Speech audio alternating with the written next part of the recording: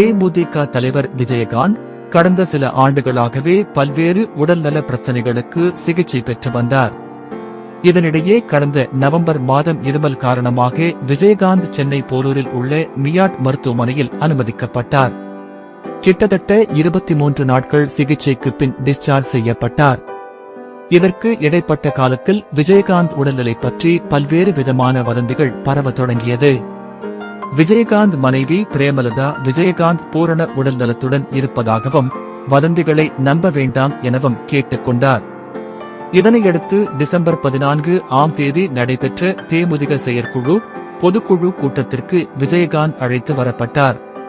அவரின் நிலை கண்டு தொண்டர்களும் பொதுமக்களும் நிலை குலைந்து போயினர்.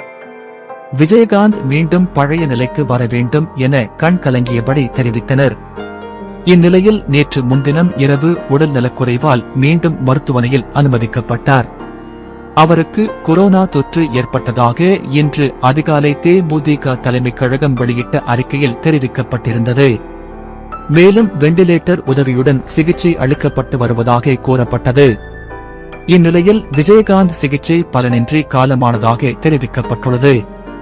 அவரது உடல் மியாட் மருத்துவமனையில் இருந்து விருகம்பாக்கத்தில் உள்ள அவரது இல்லத்திற்கு கொண்டு செல்லப்படுகிறது.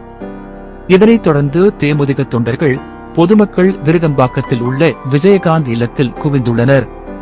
இதனையடுத்து தேமுதிக கொடி அரைக்கம்பத்தில் பறக்க விடப்பட்டுள்ளது. பலரின் கண்ணீர் துடைத்த கேப்டன் விஜயகாந்த் இன்று கண்ணீர் மல்க நம் அனைவரிடம் இருந்து விடை பெற்றுள்ளார்.